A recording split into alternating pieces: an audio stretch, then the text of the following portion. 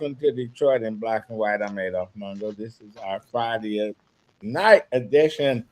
Good at good evening, Karen Dumas. Damn, Karen, how you doing? I'm doing okay, Adolf. Up late, but I'm good. Oh, up like you. I don't believe you going to bed at 8 o'clock, eight Man, thirty. it's cold today. Like when it's this cold, you just want to put on a blanket and just sit around and watch a movie or something. And the wind is blowing, but it's good. I could be okay with a date with you and Vanessa, and so it's Yeah. fine. How my girl Kirby doing? Kirby is doing great. Thank you for asking. That's good. I remember And no Kirby. Bill Stein. Yeah, I remember Kirby was at you had the first it wasn't all female baby shower. Yep, you are It absolutely right. first one I ever went to. I think it was the first one that we ever had. Right, it was a unisex baby shower for Kirby. We had it at Club Penta, and Yeah, I remember that Mike Bonner was the entertainment. Mason was the host. Jim McFarland was the host. You were there. Jody was there. We had it all. It was great. It was really nice. So yeah, that was right. Your mother was so proud. yeah, she was, and she loved you, Adolf. She really did. So she did. She was like that Adolf. So you had her stamp of approval. Yeah, and Vanessa. Hey, good evening, everybody. Listen, you guys already know what we want you to do. If you're watching Detroit in Black and White this Friday evening, the greatest show on these YouTube streets, you know what we want you to do. Like, subscribe, and share. To subscribe is free. You can catch us on all social media platforms. And guess what? You can also join us in the comment section. If you don't want to join the comment section, you can always use this link right here up in the corner and come on into the room and join us in Detroit Black and White. I just want to give a shout out. Karen, you got some fans on here. Quinn B say, hey y'all. Edward Alt says good evening, Detroit. Les is more. He said hi, Karen and others.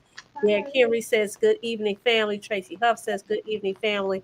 There was some other people. Dwayla Boy said good evening. Queen B says, yay, Karen Dumas. And Mission 1213 says, good evening. Good Oh, evening. Good okay. evening. I want. I really. I'm glad you came on tonight, and this is Women History Yeah. Month. But I just want to go back and talk about how me and Karen got together. She was a PR specialist in Highland Park and stuff. I met her, and we got to work on a mayoral campaign. Art Blackwell, uh, Yep. ran for mayor. Uh, it was man, it was different, but we happened to run into a guy that they hired from New Orleans. His name was Rashad. Roshan. What was his last name? I don't know. Uh, I don't remember his last name. Raynard Roshan. That's what it was. Yep. You're absolutely right. He was a well-known political Hmm. consultant out of New Orleans, and he had some stories. He worked for the first black mayor, Dutch Moriel. So that's another Hmm. book that he could have wrote. And this guy, he was. Did we learn a lot? Yeah, we did. I mean, and I learned a lot, not from him, but also from you and from Art. I mean, it was very interesting, and because of that, I have not worked on a campaign since. I do not do campaigns. It's not the work, it's the people. Because like we talked before we came on, in terms of, being an elected official, you get all this, people love the clout. They like the attention. They want, and just that whole internal competitiveness is too much for me. And I think, And the bottom line, it was people that worked in the campaign facing off with the other folks that worked in the that's campaign, my point. That's and my they point. didn't like they thought Karen was Johnny Come Latelys. Who the fuck are they? Because Art brought that Highland Park contingent there. And some of these folks is like, oh, who are they? Who is she? It's like Man, So was it like crabs in a barrel type oh, situation? it was worse than that shit. Oh wow, and really? it wasn't, and it's not just that campaign. It's Yeah. any campaign, and it's any elected office, the staff. It is like I had a conversation with somebody who works in a political environment for the first time, and they can't believe it. And I tell them, I was like, this is like this, regardless of what agency you're with or what entity you're with. It's so process laden, and everything is about who you can get close to. It's just too much for me. I just wanted to do what I was supposed to do and let that be it. So Well, it's like in the camp. Go ahead, Vanessa. I was going to ask. I was going to go to.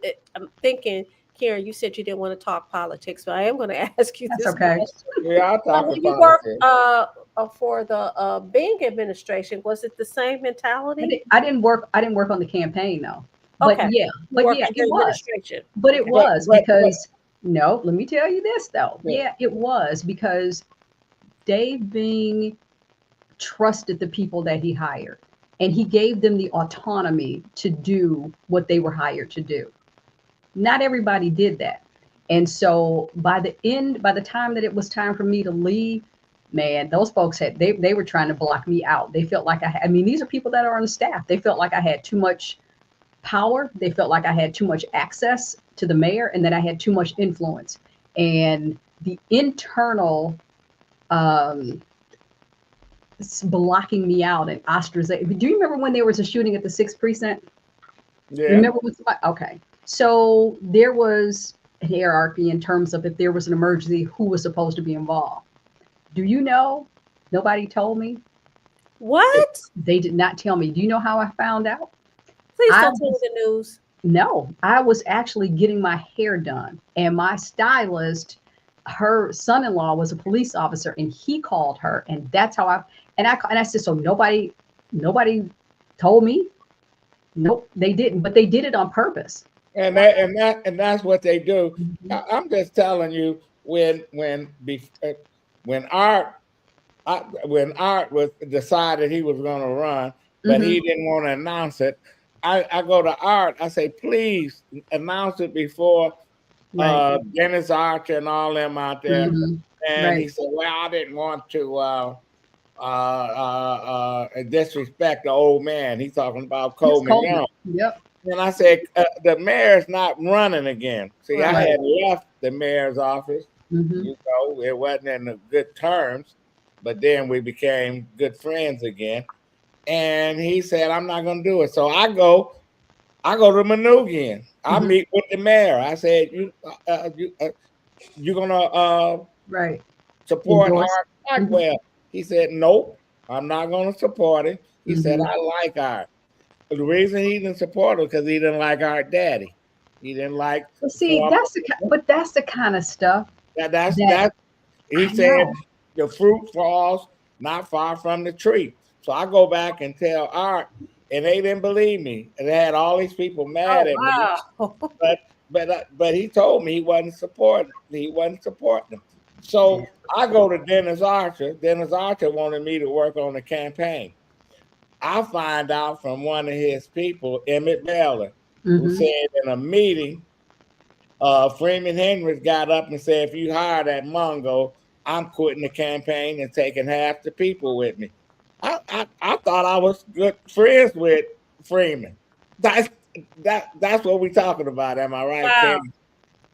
I said, damn, am I toxic? But I'm gonna tell you something else. If Adolph wrote a book, people would learn a whole lot. People around have very limited historical recall when it comes to politics, and it has been a vast disadvantage for us as a people because of it. We focus on what's in front of us, and that's it. And we fail to look at the connectivity. We fail to look at the impact, the outcome.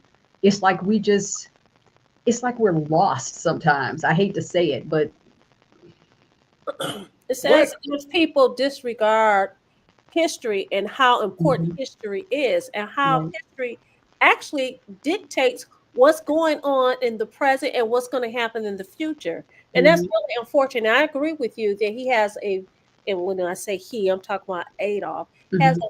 a wealth of knowledge about Yeah, what he does. gone on in the city of Detroit. And I just love sitting there listening to the Mhm. stories that he tells. And it's really interesting because a lot of these people are people that I know. Mhm. So Yep. that's crazy. Yep. But you're absolutely. I mean, I'm telling you, people. I mean, and I just sit back and shake my head, and I'm like, okay, but you don't look at this, and you look at this, in terms of the connectivity between people, what they did, how they did it. A lot of stuff that takes place is performative. I mean, it has no Mm, substance. And unfortunately, we just, we go along and like, oh, we're excited, but like, okay, what does this mean? What right. difference will this make? And it's And, just and what's his name when Ken Cocker was the president of the city mhm, council? He did not have anybody to tell him to say, "Don't push Kwame out yet. mhm, Wait another couple months, then you'll have no special election." right. Right. They And were then he could, Right. right. they Well, were so quick to get up on the 11th floor that they put all the pressure on him to go. I would have said, "Oh, I'll give him two months to pack up and get out and whatever he's gonna do." So when he uh, became mayor, he had to run a special election. What happened? He yeah. got his But ass kicked. that's because people, everything is driven by emotion. Yeah. They're not, you got to, in politics, you got to play the long game. And, my thing is that I know that there are benefits of being an elected official. There are benefits of being in a corporate position, but come it should never come at the expense of the people that you serve. It just shouldn't. And I see that too much.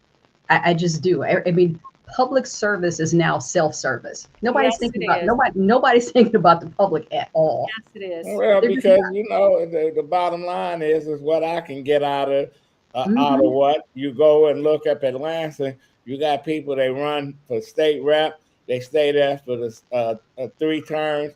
Then they run for state senate. They stay Hmm. there for the 2 terms, and then they try to come down to the county commission. Yep.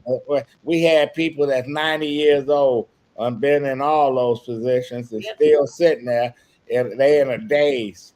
That's unbelievable. And You then Yeah. they know, get mad when someone decides that they want to, hey, I want to seek this position. I'm going to run Hmm. for it. Oh, no, I'm entitled to this position. Well, You're yeah. wrong for challenging me. I'm like, well, what is this? You yeah. don't But, believe in competition? Are you serious? but, And people constantly Vanessa, complain. Let me say this, Adolf. People constantly complain about the generations under us, Karen's children's age, my son's age, Hmm. who Hmm. don't participate, but yet Hmm. you don't want to pass the baton. Yet Hmm. you don't think it's important for them to know the history of our people here in the city of Detroit. Well, The we haven't had hypocrisy we haven't had sickens me. we have not had a political succession plan since Coleman Young. I mean, we haven't. It It's has been crazy. when he didn't endorse, anybody for mayor. Remember, he didn't endorse anybody for governor, and everybody was sitting back waiting Right. for him to say. So, I mean, John Henrik Clark talked about other cultures and how they approach things. They don't tie it to a person; they tie it to a purpose. Hmm. And so when that person dies or leaves office or whatever, they turn the page, they keep Right. going. For us, we tie everything to a person. When that Yes. person does something, we don't know what's going on. it So, like Coleman Young told me about Dennis Archer. He said, I like him. He mhm, ran my second campaign. I helped him get on the Supreme Court. I made sure his wife was on the 36th District Court. He's from my family. I consider him one of my kids. He said, I consider Art Blackwell one of my kids. Sharon McPhail one of my kids. So I'm not endorsing nobody. Yeah. The person he tried to push out there was Charlie Williams, who was his jack of all trades in his administration, who did not want to run. Right? But you probably talked to Charlie today, and he probably tell you maybe he should have gotten out there and ran. But at the time, you look at it, and when me and Karen was in this campaign, I ran campaigns. I've been in campaigns. It was like me and Karen and Roshan against everybody else in Art's campaign. Now they brought Roshan from New Orleans, well respected, and there was folks that fought him tooth and nail. He came with a plan, and they butchered it and turned it into shit. But I'm telling you, and I was younger, much younger at the time. And I remember having to butt heads with somebody because they were just completely disrespectful. And I said, I mean, after a while, I just got tired of it. And I said, listen, I'm someone's child, but I'm not your child. I don't talk to you disrespectfully, and you're not going to talk to me disrespectfully. So when you figure out how to approach me the right way, then we can talk. Until then, stop talking to me. And I haven't had a problem out of that person since, but they were very nasty. I was like, you got me totally confused. I was respectful, but I'm like, I'm not tolerating this. I'm not. It's like when our ex-wife didn't talk to me for 5 years because I said he was going to lose. I sat in the meeting and said, he's not winning. We knew what was going on out in the community. But me and her became friends again because she was like, he's not going to win. Brenda Scott, that was my girl, she was running for city council, and Art said, Brenda's not going to win. And I had a Blackwell sticker on my car, and Brenda saw the sticker and said, you don't have my sticker. I said, Art needed more than you. You're gonna win. You're gonna win city council. She said, no, I don't think I need my sticker on your car. Put a sticker. I got 2 stickers. At that time, those stickers was hard to come off. Get off, yeah. That's why I never put one on my car. That's why I never put any stickers. No stickers. No yard signs. That's how these folks these politicians who run, they get campaign items and they go crazy on shit that you can't control. So my question, I'm gonna make a comment and a question. So the comment is, there seems to me, since Adolph and I have been friends, there's so much competition between the consultants. 1. 2, it seems to me that if you're hiring a consultant, you want them to tell you the truth, not what you want to hear. But what I'm hearing from these stories that you guys are telling, they want to hear what they want to hear, and that's not necessarily the truth. So I'm paying you to tell me what I want to hear and not the truth, which is not going to get me to the finish line. If that is not insane, I don't know what is. Well, I don't necessarily think it's the that it's the candidates that feel that way. It's the people around them. I mean, I think anybody that knows me and anybody knows I am not a BSer. Like, I am not. If you're looking for a yes person, I'm not it. And my thing is especially as it relates to campaigns, because I do a lot of media. My preference is to not be formally involved in a campaign so that I can speak objectively. If I'm telling you how great a person is and I'm on their payroll, then that's a subjective statement. Right. And I think that people know that if I'm telling you whatever, I'm going to be as honest and objective as possible. So in order for me to give you an honest assessment of a candidate or an official, it's best for me not to be on their payroll. Because when I hear people that are consultants and they're talking, oh, this person is great, well, you're paid. Well, of course you think they're great. Tell me objectively who they are and what they're bringing to the table. So, yeah. There's no question. You know when you got a winner. Listen, Yeah, that's true. when I got hired, and I really didn't want to work for him, but I'm a hired gun. With Kwame, I tell people I parachuted on the deck of the Titanic, but I had a helicopter coming to get me before the Titanic sank. I had an out. I knew, when people don't start listening, and it's not only in politics, but you Oh, tell folks, it's in people, business. Yep. yeah, when people want your advice and stuff, it's like I learned this from Coleman Young. Uh, the football classic. Remember the football classic? Mhm. Yeah, and they had a hard time promoting Southern and Grambling, etc. at Tiger Mhm. Stadium. And the mayor asked me, what's wrong? Why we can't get anything on TV, etc. I said, you got to pay. You got to buy ads. He said, well, Fred Martin said, the Mhm.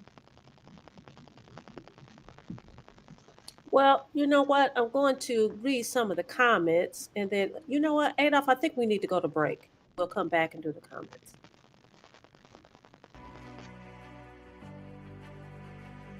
Hi, I'm Eric Sabri, your Wayne County Treasurer. Are you living in the home of a deceased family member and you're facing property tax foreclosure, or maybe you know someone who's in the same situation? The probate process may be helpful to you. If you file a probate petition and notify our office, the foreclosure proceedings will be halted during the probate process. We have several nonprofit partners who have free attorneys who can assist you. Contact our office, 313-224-5990, or email us at taxinfo@waynecounty.com. Don't lose your family property. Some of these properties have been in the family for 4 or 5 generations. Contact us now. We're here to help.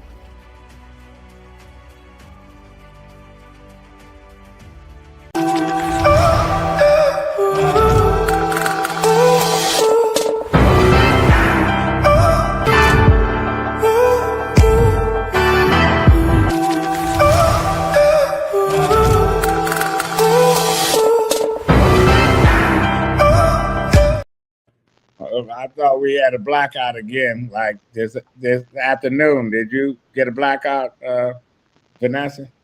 I did not get a Oh, blackout, but I woke up this morning with no hot water. well, anyway, Wow. yeah, So but I'm go going to ahead. go through some of our comments. G Money Hollywood says, "Good evening, Detroit Black and White. Talk back to me. Karen, you are a great business and political consultant. Your assessments are usually accurate." Mr. Um, Duckett said, "Good evening." Ms. Sheila says, "Integrity. Don't forget that." mm, We also have a comment. "The Bing administration is a blur to me." Karen Winston says, "Smiling in your face all the time. They want to take your place. Backstabbers." yep. Stephanie Jackson, good evening.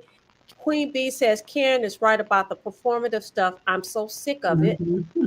Les Moore says, "Bing supposedly stayed at his Bingham home, not in Detroit."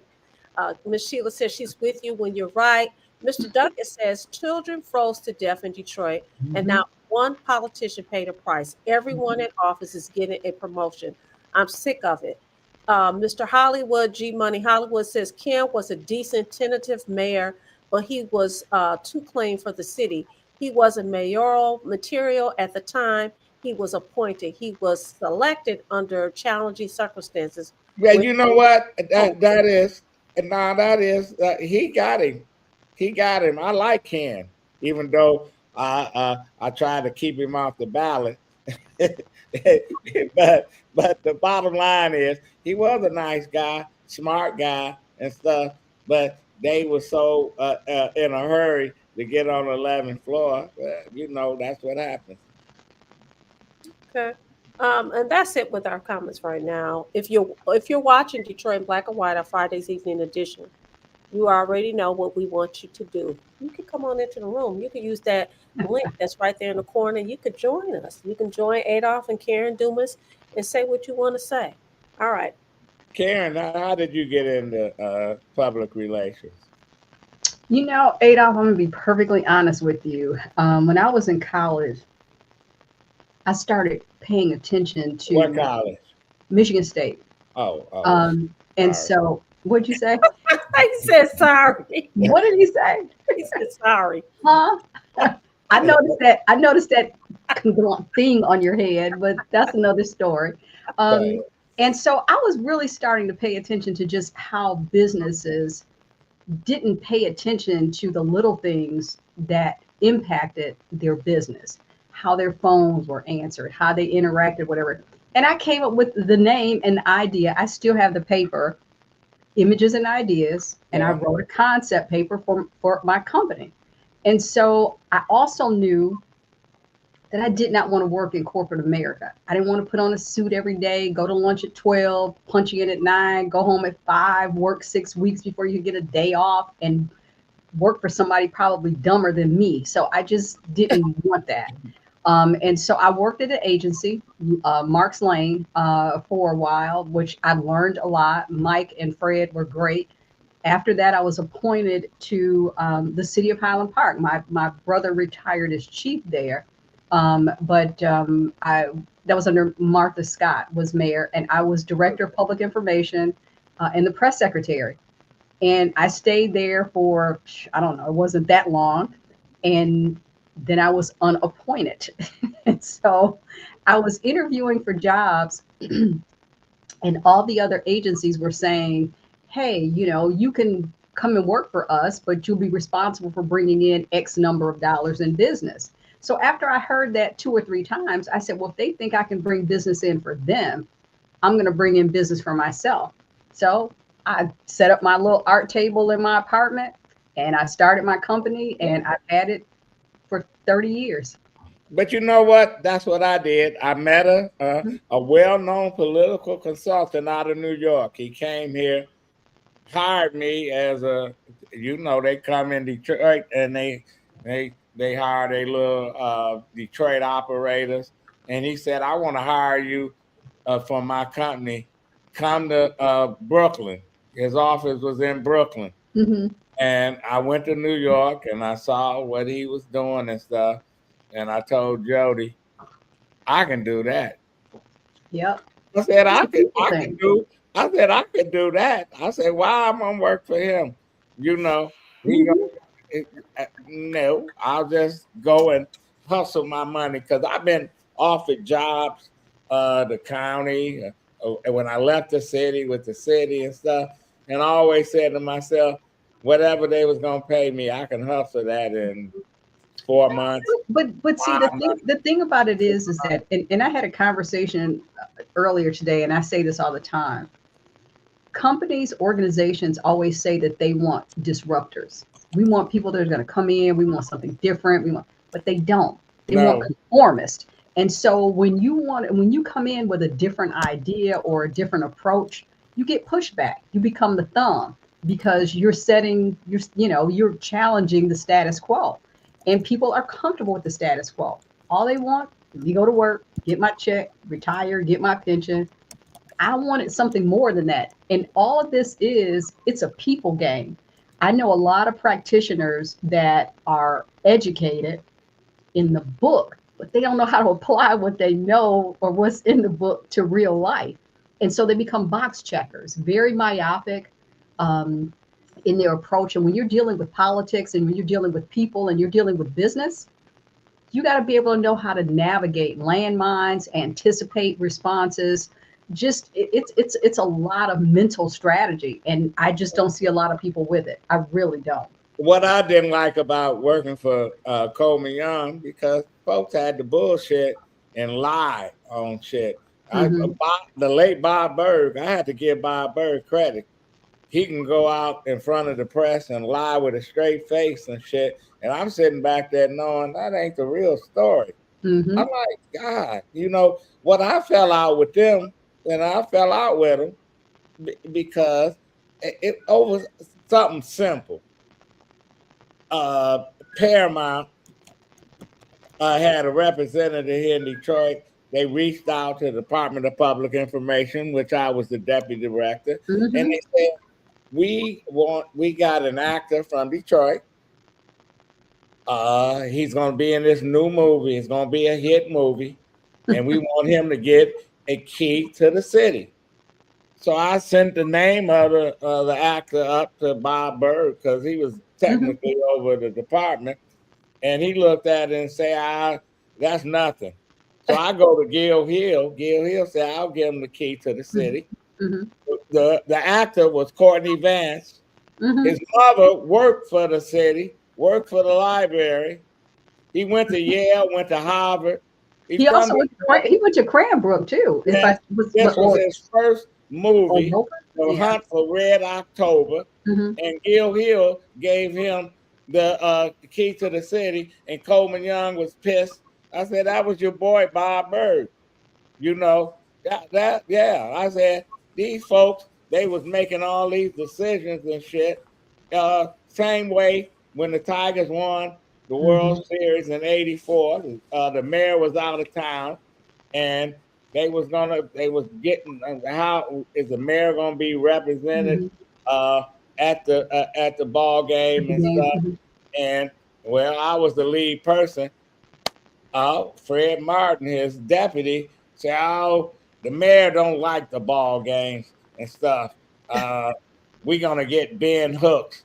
Mayor was pissed as hell. He told me, he said, "If it ever comes from my mouth, fuck them. You tell me."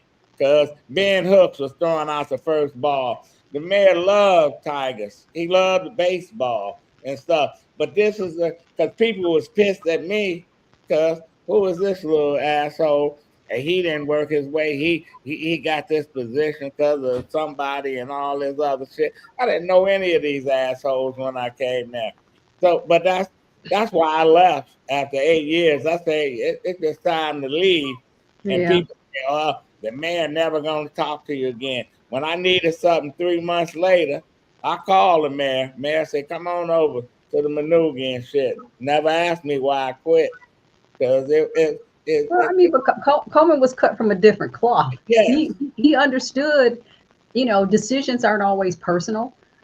Things have to move, people have to change. And he understood that you were an asset to him. So you deciding to leave wasn't an attack or a reflection on him. They got my own mama mad at me. Talking about, just take the mom, take the mom.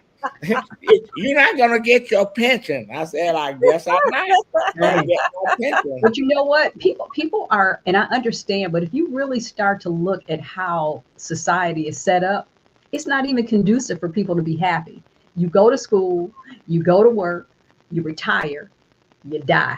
I mean, it's like, where is it that, and I think that's what young people are focused on now, is that they want to do something different. I spoke at the Rotary Club, I guess about a year ago, and I talked about how the 9-to-5 business model is expired. It is outdated. And, there were a lot of conservative, they said, well, people just don't want to work. I said, no, that's not true. They don't want to work the way you work. They don't want to work themselves to death.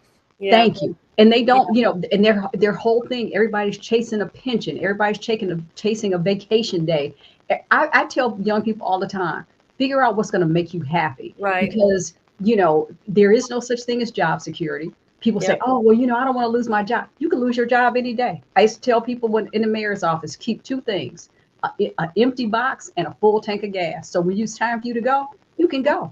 Ain't no question. Why don't you read some of the comments? They're talking about Mr. Well, there's a question, Karen. It says, I'm gonna show you the question. I see it. Something.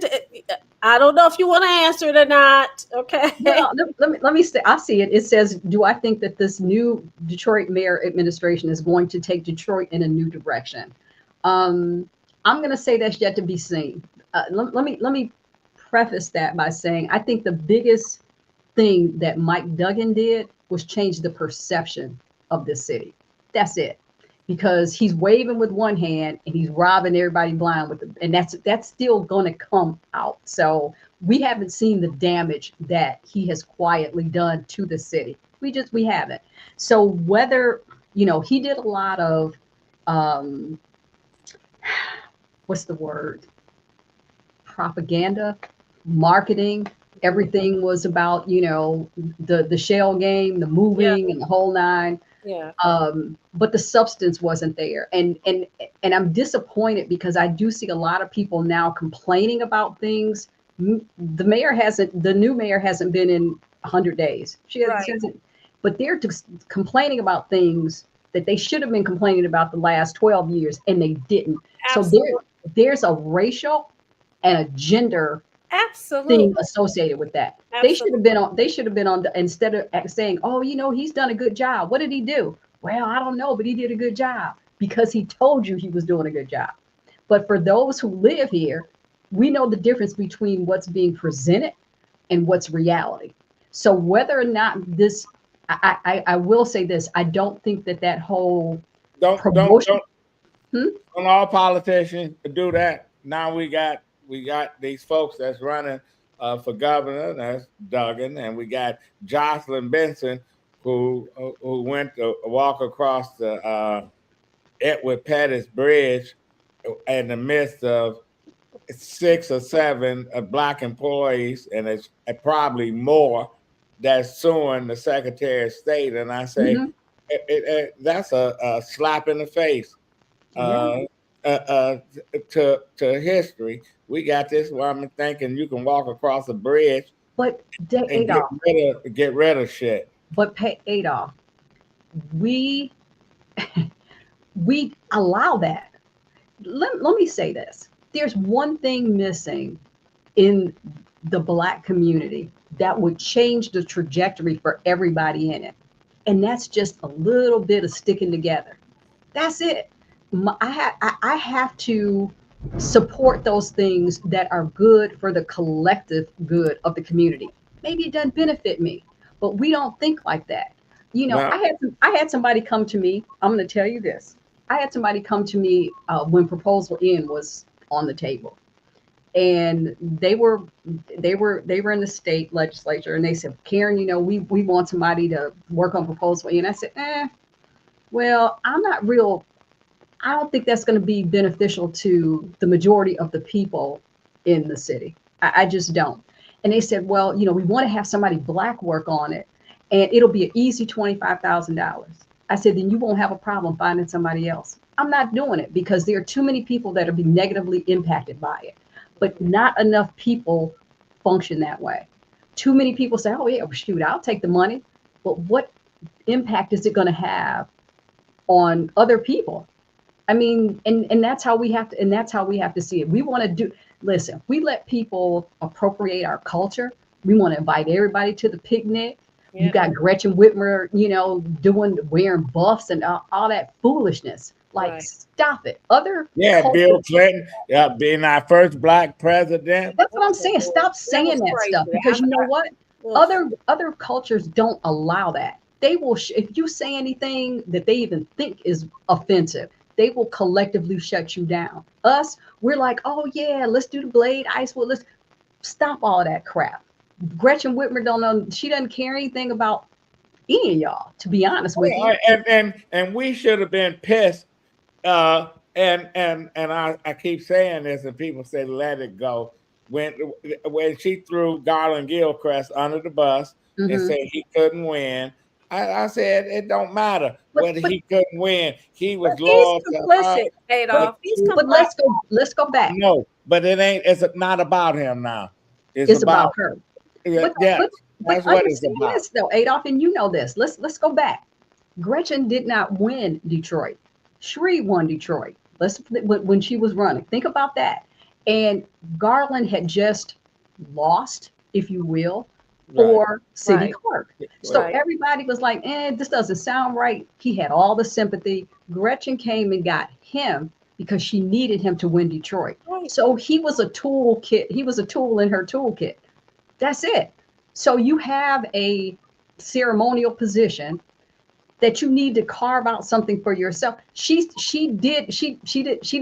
clearly she cut his balls off because I sat I worked in a state when I worked in the Colorado Springs Sun newspaper in the 70s, where Dick Lamb was the governor, a Democrat, but if he was in Michigan, it would have been a Republican. Right. And he had a black lieutenant governor. This 1976, 77, 78.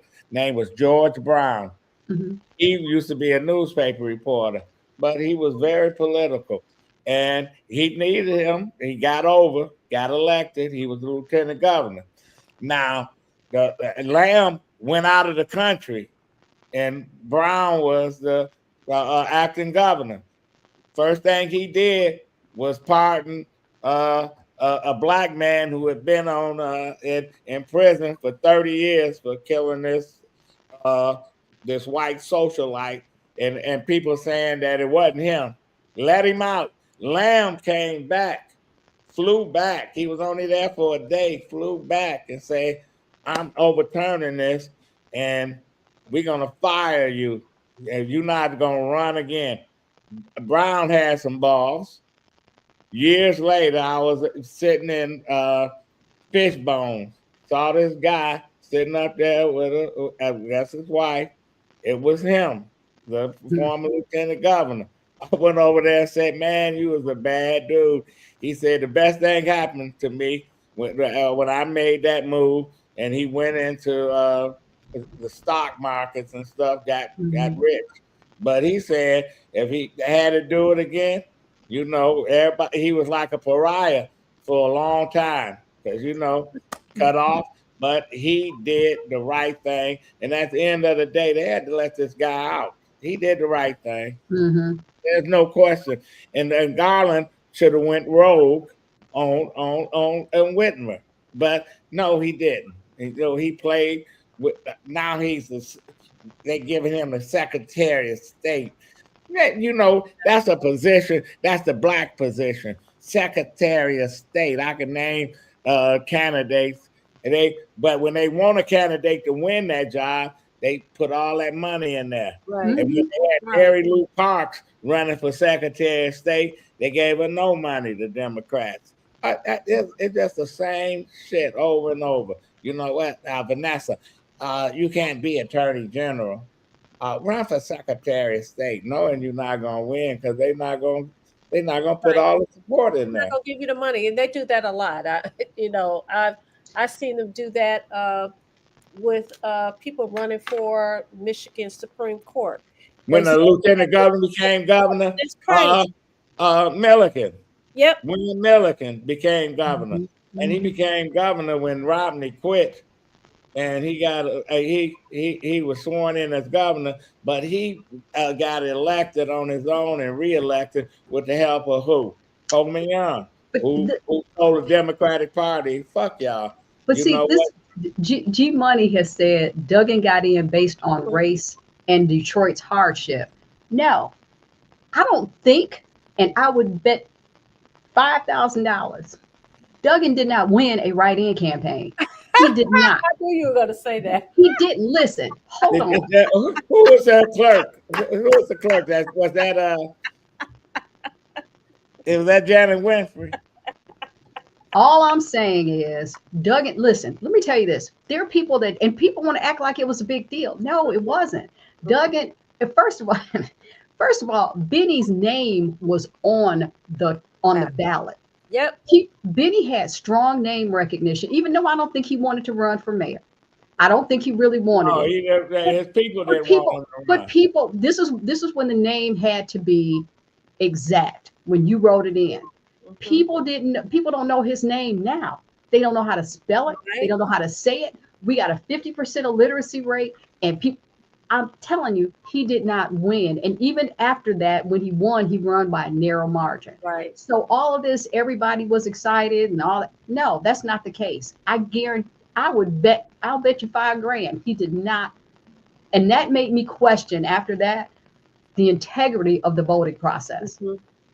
It was. Now I'm not saying it was fraudulent. I'm not accusing anybody of anything. I'm just telling you, I don't believe it.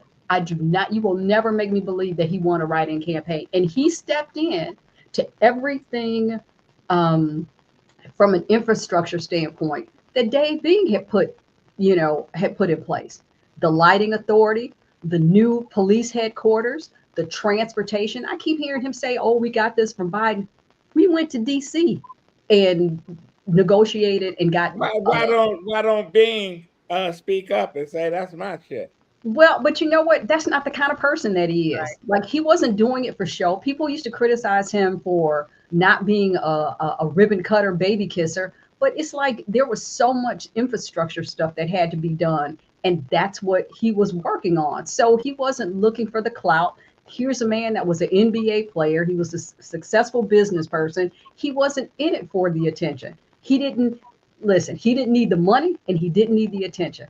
So, you know, he was doing it for different reasons. And so it was, what I think am I hearing you say? you're not saying I didn't want to talk politics, but go ahead. He had a purpose, is what you're saying. He really wanted to come in and make a difference. The disadvantage was that there were so many people that he trusted that did not give him or the city 200%. They didn't do him right. Well, Karen, since this is women's history of mine, name a woman that you you respect that you know we should know about, or somebody that we don't know about. I don't know, Adolph. That's really hard. Unfortunately, I'm going to be honest with you. I never really had any female mentors coming up. I had more pushback from women than I had from anybody. Oh, no. I really did. And I said, if I had a mentor or a sponsor that was a woman, I would probably have been far more successful than I was. I did not have it. So outside of my family, it's just too bad, because I wish you would have really worked with what I can name Joanne Watson, who I look at as one of the brightest, the best. Probably should have been the first woman mayor of Detroit. That she didn't want to, and she's no longer with us. I can. You're right. I had more good times with women clients than I had with males, because a male client, especially when they hire me, think they know more than me. I say, you don't need me. Well, see, I don't have that.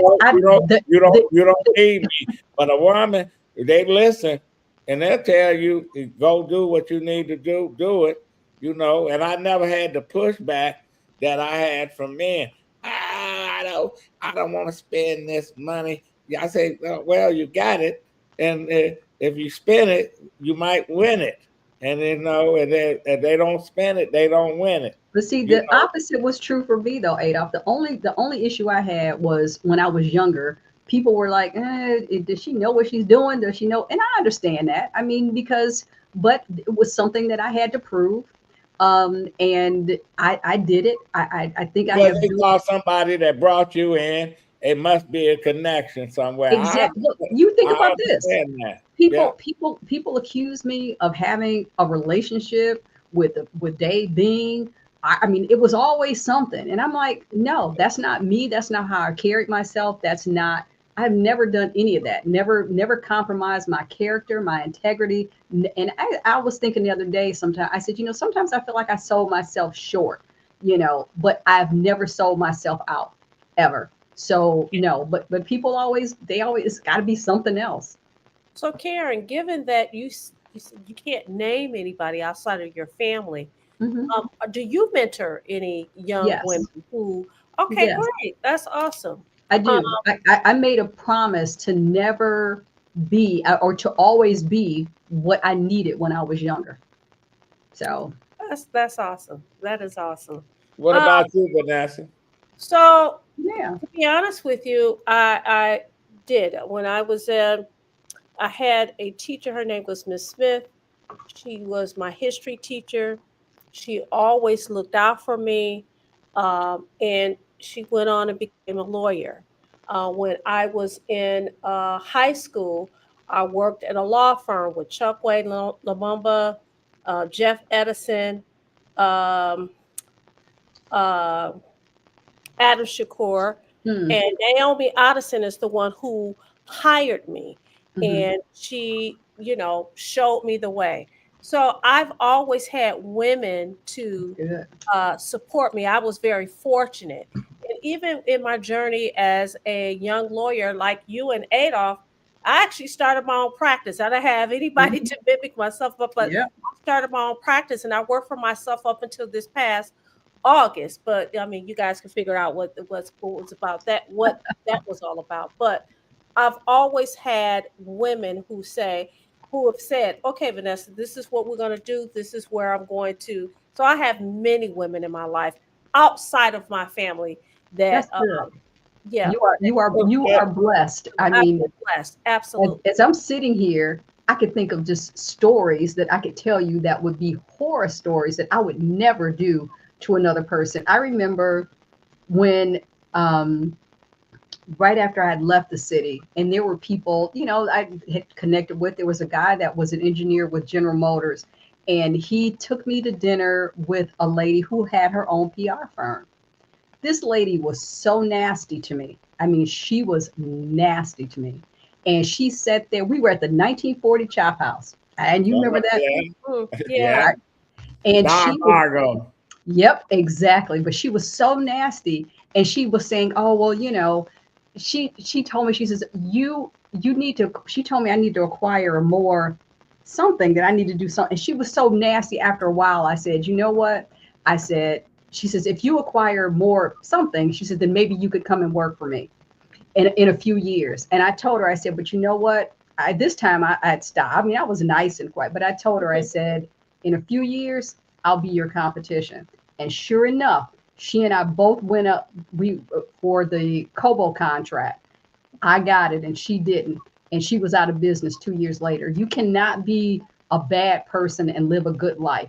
I don't do stuff to undermine folks. I wish them well, even if I don't particularly care for you. But Right. yeah, I can sit here and tell you some horror stories, But you honey. know what, Karen? You know what I call those people? What? Natural born haters. Yep. Natural born And they haters. are. And something you brought up earlier, you talked about sexism, and you didn't say this, but you do know you're smart, you beautiful, your colorism makes a difference. Your gender makes a difference. The Mhm. length of your hair makes a difference. And don't be articulate. And that's really unfortunate that It that is. has happened. But the blessing out of this is that you're now mentoring and watering. You have Mhm. planted some seeds and you're watering other young women to come up the way to come up in the industry that you work in. That's awesome. And it just so and Karen talk about that, but I can tell you all kind of stories where people say when I was, you got all these women clients, you must be doing this and doing that. I'm like, I can't, and I tell you, I tell them I can't take pussy home, I can't Right. take it to the bank, I can't spend it, I can't do all this shit you talk about. But this is what the folks had when I the first 10 years of this shit. And I used to say, I'm gonna get a job, I'm gonna get me a real job. But you know, unfortunately, you have somebody to say I need your help, or they call you, etc. But the bottom line is, and when young folks ask, well, can I pick your brain? Can I do this? Can I do that? I don't have mind sitting down talking to folks and saying, this is how I did it. It might be different the way you need to do it, but it always be upfront. When you go into especially campaigns, that you got a chance to win, you fight, etc. Then you tell folks, I tell people, I said, it don't look like we're gonna win this one.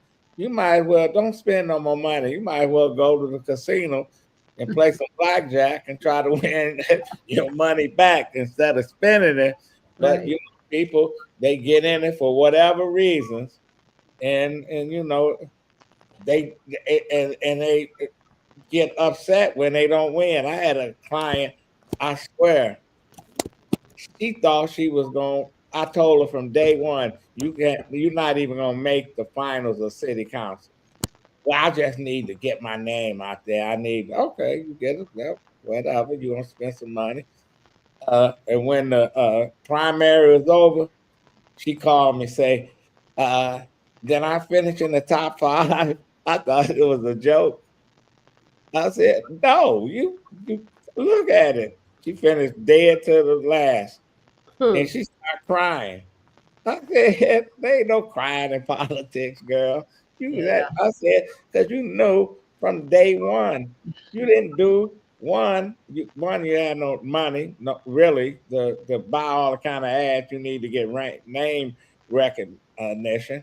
Two, you never really got out in the community beforehand or during the time.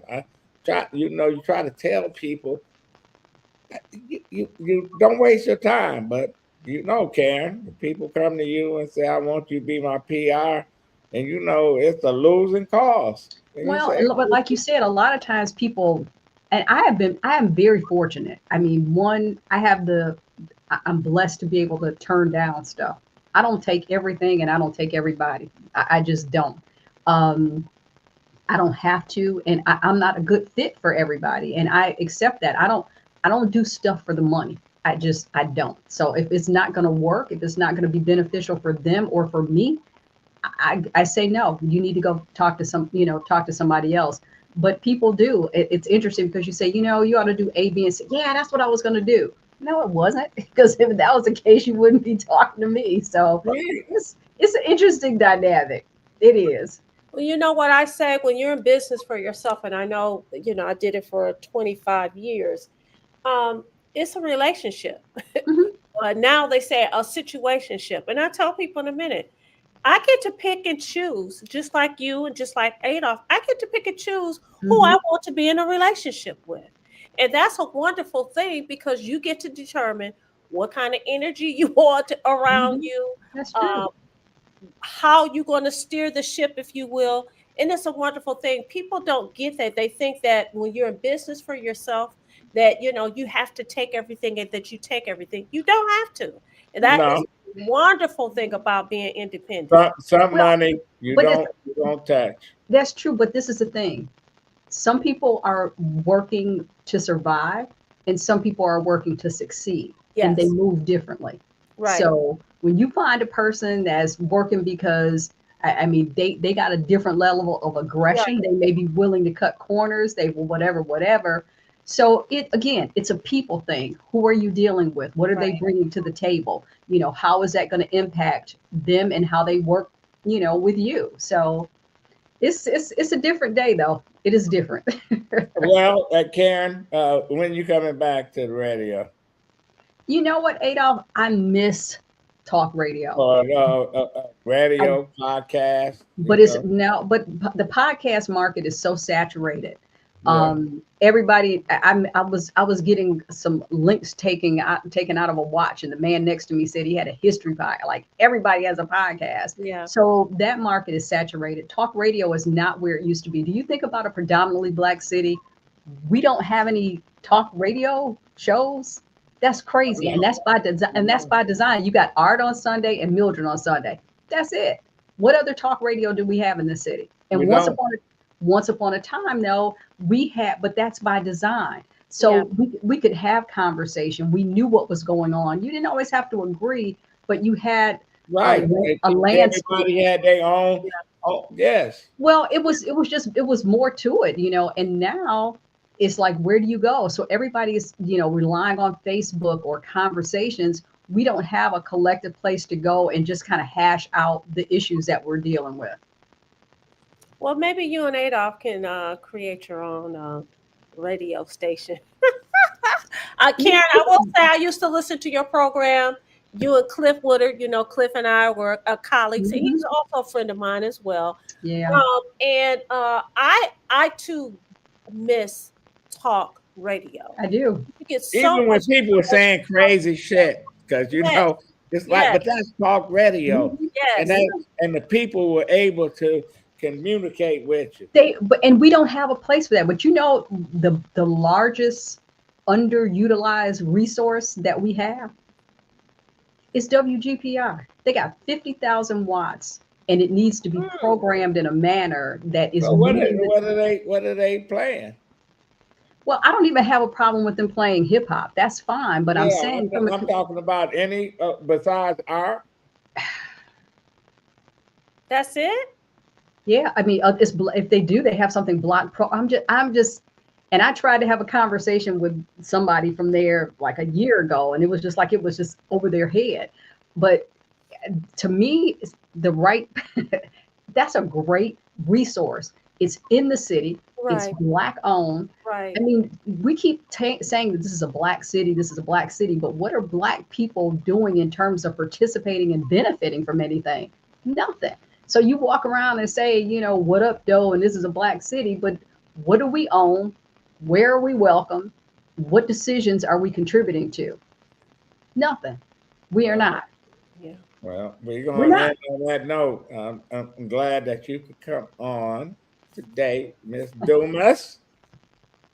Tell the Thank you. family I said hi. We used to I live will. across from each other. You said what? I said we used to live across from Oh each yeah, other. we did. Oh, GPR is not owned by Radio One. No, Radio One had a licensing agreement with GPR, and that management agreement do the family the doesn't people that exist. started still on it? Does Who what? owns it? The family that started Well, GPR. it's the You know that Masons. was Grosse Point Radio. No, the That was Masons. The Masons own it. The Yes. Masons Okay. own it. Okay. Yeah. Yeah, the That's it. Masons own it. So, Well, we'll end on that note. We're gonna have to have you back. and not talk politics. Oh, we Okay, won't we can't talk help but politics talk next time. We politics. just chop it All up. right. Karen, I'm looking forward to seeing you. We've been in the same room together, but you're always on the other side. I'm always on the other Well, side. come on And over, we have Vanessa. not bumped into each other, but thank you so much for coming on Thank Detroit you. I Black and White. appreciate you guys, and So keep up the great. good work. Yep. Keep up the good work. All right. Thank you. Thank you. All right. Bye bye. See you Bye. guys tomorrow morning. Okay. Well, Yeah, that was good. it was We a got we it was a got we very got good Karen and we got conversation. no Yeah. question. Well, All right. Well, I will see you later. You have okay. a wonderful Friday evening. You too. And we will see you guys tomorrow morning, 10 o'clock. Detroit in black and white. Bye.